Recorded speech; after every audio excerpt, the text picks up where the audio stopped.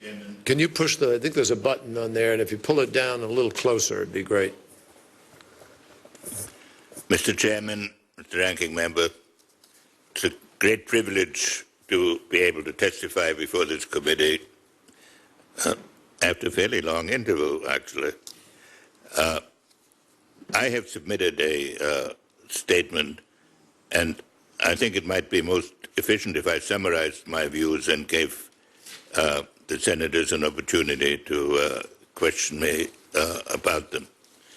And I broke my statement, in effect, into two parts. One, an assessment of the agreement, and secondly, the strategic and geopolitical issues we need to deal with as a country, independent of the treaty as a result of a new evolving situation. The subject of nuclear arms control grew out of the effort of those who had created the largest and most destructive weapons that had ever existed to resolve by negotiations some of the ultimate consequences of the decisions that had been made over a period of years. A number of objectives have characterized these negotiations: to reduce or eliminate the danger of war by miscalculation, which requires transparency and verification; to bring about the maximum stability in the balance of forces, to reduce incentives for nuclear war by design, especially by reducing incentives for surprise attack, and to overcome the danger of accidents fostered by the automaticity of the new technology.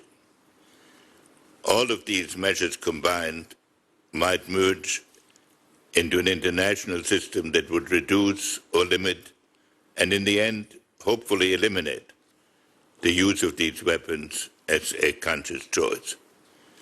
And in the last decade, they have emerged two vast additional dangers that profoundly affect the way we think of weapons of mass destruction: the proliferation of these weapons and the consequent danger that non-state groups might acquire some of these weapons. As the chairman and ranking member have pointed out, the treaty before you is an evolution of agreements that go back to the 1970s, and particularly of the series of START agreements that were started in the Reagan administration and then continued in some form in every subsequent administration. In my view, the agreement is a modest step forward, stabilizing American and Russian arsenals at a somewhat reduced levels. It provides transparency. It reintroduces many of the verification measures that lapsed with the expiration of the last START agreement. It encourages what the Obama administration has described as the reset of political relations with Russia, and it may provide potential benefits in dealing with the issues of proliferation. I want to emphasize the point that both the chairman and the ranking member have made: the importance of a continuing dialogue with a country that, together with us, possesses 95% of the world's nuclear weapons, on the measures to deal with these weapons. Without such a dialogue, the world would be rudderless in front of its greatest dangers. I have not had an opportunity to study the full text of the treaties, including the associated protocols. And I'm aware that at the end of any negotiation, controversies arise because the treaty merges the views of the parties with different requirements and sometimes adversarial purposes. I would have preferred some of the provisions to be somewhat different, but I do not believe they affect the central purpose of the treaty, and having negotiated arms control agreements myself, I recognize the difficulty of achieving every objective. In deciding on ratification, concerns need to be measured against the consequences of non-ratification, particularly interrupting a process that has been going on for decades. The relationship to the NPT and to the attempt to achieve a strategic coherence. So for all these reasons, I recommend ratification of this treaty unless the deliberations of this committee reveal material that is not before me and that I do not anticipate encountering.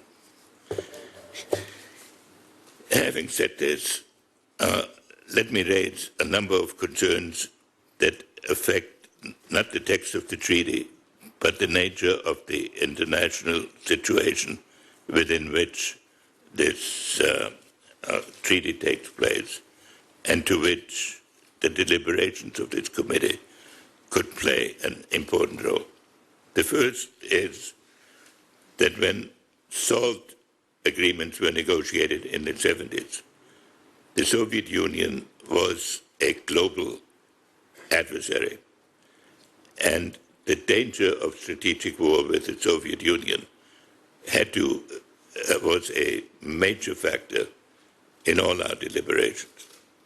Today, a strategic war with Russia is a relatively negligible danger. We have an obligation and should attempt to control the nuclear armaments, but the relationship with Russia now has to be defined importantly in political and not only in strategic terms. Secondly, when arms control started, the world was essentially bipolar. As weapons are reduced and as other arsenals proliferate, we can envision a world of multilateral nuclear establishments.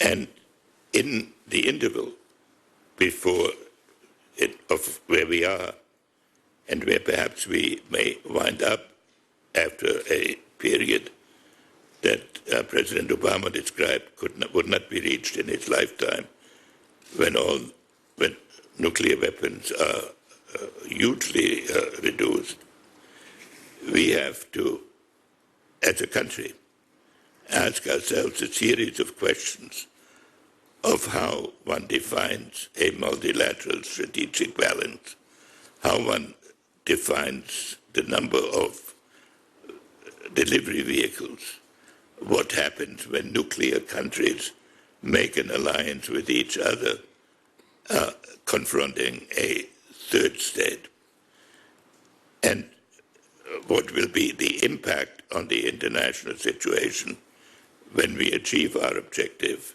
and deterrence has to be achieved primarily by conventional weapons. I repeat, I'm not raising these concerns as an objection to the treaty, but as a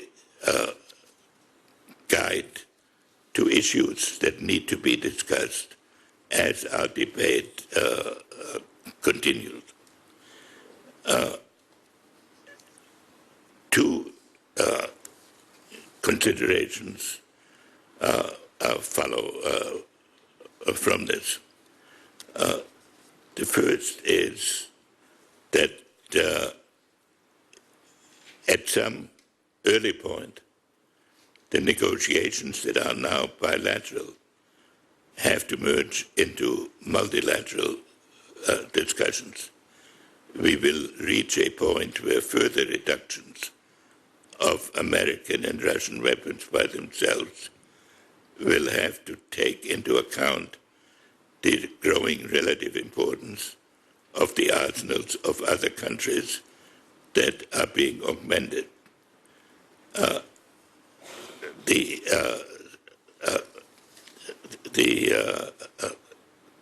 Second point,